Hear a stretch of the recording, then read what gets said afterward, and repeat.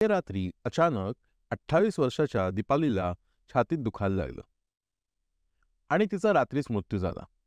सकाळी तिच्या नातेवाईक आणि शेजाऱ्या-पाजाऱ्यांनी अंत्ययात्रेची तयारी केली. पण पोलीस स्टेशनवरून पास होताना पोलिसांनी बॉडी खालती ठेवायला सांगितली आणि ती ताब्यात घेतली. काय झालं होतं कोणास कळतच नव्हतं. तर काय होतं हे सगळं प्रकरण ज्याने दीपालीचे सर्व नातेवाईक चिडले? तर चला समजूया खरी-खुरी गोष्ट.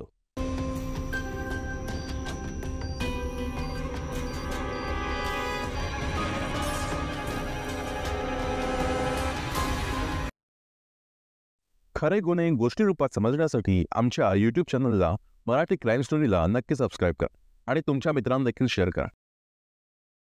ही गोष्ट आहे यवतमाळच्या जामणकर नगरमध्ये राहणाऱ्या दीपाली आणि महेशची. दीपाली आणि महेशचं लग्न होऊन आता 4 वर्ष झाली होती. ती गुरुवारची सकाळ अगदी साधीच वाटत होती. जामणकर नगरमध्ये राहणारी दीपाली मिश्रा 28 वर्षाची विवाहिता होती. ती आपल्या घरातील नेहमीच्या कामांमध्ये गुंतलेली होती. तिची 2 लहान मुलं खेळत बसली होती. दीपाली आणि तिचा पती हे एक न उलगडणारं कोडं होतं. दोघे क्षणात एकमेकांशी कुत्रा मांजरासारखे भांडायचे, पण दुसऱ्याच क्षणी एकमेकांच्या बरोबर असायचे. लोकांना त्यांच्यातल्या रिलेशनबद्दल काही कळतच नव्हतं. काही जण म्हणायचे त्यांचे एकमेकांशी खूप चांगले आहे, तर काही म्हणायचे त्यांचं पटत नाही. पण आजकाल त्यांच्यामध्ये भांडणं वाढत चालली होती. कारण साधं होतं, आजकाल त्यांना पैशाची कमी पडत होती. दीपालीचं म्हणणं होतं, मी एखादं काम करते म्हणजे आपल्याला पैसे कमी पडणार नाही. पण तिचा नवरा महेश हे ऐकायला तयार नव्हता. त्या दोघांमध्ये भांडणं रोजचीच होऊ लागली होती. त्यामुळे दोघांमधलं अंतर वाढत चाललं होतं. दोघांमध्ये संवादच राहिला नव्हता. त्या दिवशी सकाळपासून दोघांमध्ये एक कमालीची शांतता होती. जसं की वादळ येण्यापूर्वीची शांतता असते ना, अगदी तसंच. महेशच्या मनातील असंतोष आज कदाचित आपल्याला वरती कठोरपणे बाहेर पडणार आहे असं दीपालीला जाणवत होतं. पण तिनं आपलं मन शांत ठेवलं होतं आणि रात्री शेवटी तो बाण फुटला. पुन्हा एकदा किरकोळ गोष्टीवरून वाद सुरू झाला. मुलांच्या अभ्यासाविषयी काही बोलताच महेशचा संताप अनावर झाला आणि म्हणाला, तू कधीच मला समजत नाहीस ग. त्याच्या शब्दातला राग स्पष्ट होता. दीपालीने शांतपणे परिस्थिती हाताळण्याचा प्रयत्न केला, पण महेशचा क्रोध वाढतच गेला आणि काही क्षणातच त्या वादाची परिणती हिंसेत झाली. महेशने तिच्या बोलण्याला न जुमानता तिला जोराने धक्का दिला. खरे गुन्हे गोष्टी रूपात समजण्यासाठी आमच्या यूट्यूब चॅनलला मराठी क्राईम स्टोरीला नक्की सबस्क्राईब करा आणि तुमच्या मित्रांना देखील शेअर करा.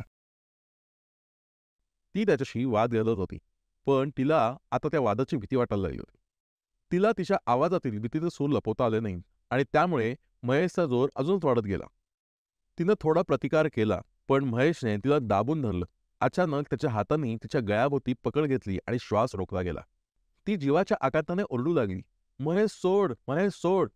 ती थरथरत बोलत होती, पण त्याने तिचं काहीच ऐकलं नाही. तिचा श्वास कमी होऊ लागला आणि शेवटी सगळं संपलं. तिचं शरीर जमिनीवर स्थिर पडलं. ती आता कधीच पुन्हा श्वास घेणार नव्हती. जेव्हा तो शुद्धीत आला तेव्हा त्याला कळून चुकले की त्याच्या हातून दीपाली मारली गेली आहे. नैसर्गिक मृत्यू दाखवण्यासाठी त्याने शेजारी आणि नातेवाईकांना सांगितलं की ती झोपेत अचानकच मरण पावली आहे. सगळ्यांनी त्याच्यावर विश्वास ठेवला आणि लगेच सगळे अंत्यसंस्काराच्या तयारीसाठी धावपळ करू लागले. दीपालीच्या शरीरावर पांघरून ठेवून तिच्या शरीराचं सजवून अंत्ययात्राही काढण्याची तयारी सुरू झाली. त्याचवेळी दीपालीची मावशी चंदा तिवारी आणि पुष्पा चौधरी दोघी तिथे आल्या. त्यांनी महेशला प्रश्न केला की दीपालीला काय झालं. महेश सांगत होता, दीपालीच्या छातीत दुखल्याने मृत्यू झाला. मात्र त्या दोघींनी जेव्हा दीपालीला शेवटची अंघोळ घातली त्यावेळी दीपालीच्या गळ्याला आणि कपाळाला काळा वर्ण दिसला. त्याबाबत त्यांनी विचारणा केली असता महेशने दीपाली खाटावरून पडल्याचं सांगितले. यावरून तिच्या नातेवाईकांना संशय येऊ लागला व त्यातीलच कोणीतरी पोलिसांना 112 नंबरवरती फोन करून काहीतरी काळबीर झाल्याचा संशय व्यक्त केला आणि लागलीच पोलीस कामाला लागले. त्यांनी चौकशी करायला सुरुवात केली. स्मशानात जाण्याचा रस्ता पोलीस स्टेशनवरून जात होता. पोलिसांनी अंत्ययात्रेला भर रस्त्यातच थांबवले व चौकशी करण्यासाठी बॉडीवरून चादर हटवली. तेव्हा त्यांना गळ्याभोवती उरण दिसले आणि लगेचच त्यांनी बॉडी ताब्यात घेऊन पोस्टमॉर्टमसाठी पाठवली. शवविच्छेदनासाठी दीपालीचा मृतदेह वसंतराव नाईक वैद्यकीय महाविद्यालयात नेण्यात आला आणि काही तासातच शवविच्छेदन अहवाल समोर आला.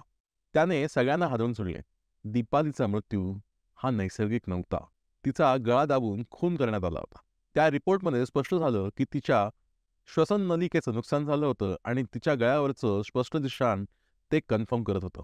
या अहवालानं पोलिसांना स्पष्ट झालं की महेशच या खुनामागे आहे. पोलिसांनी महेशला ताब्यात घेतलं आणि त्याच्यावर कठोर चौकशी सुरू केली. सुरुवातीला महेश खोटं बोलत राहिला. तिची तब्येत ठीक नव्हती, तिला छाती दुखत होतं, तो असं काहीतरी सांगत होता. पण पोलिसांना सत्य माहिती होतं. त्यांना फक्त त्याच्याकडून कबुली हवी होती. अखेर तासाभराच्या चौकशीनंतर महेशचं धैर्य सुटलं आणि तो रडायलाच लागला आणि त्यानं सगळं काही उघड केलं. त्याने कबूल केलं की त्याने त्याच्या मनातील असंतोष आणि ताणतणाव दीपालीवर काढला होता. त्यांच्या सततच्या भांडणामुळे त्याचा संताप अनावर झाला आणि त्या रात्रीच्या वादात त्याने तिला मारण्याचा निर्णय घेतला. महेशच्या या कबुलीनंतर पोलिसांनी त्याला अटक केली.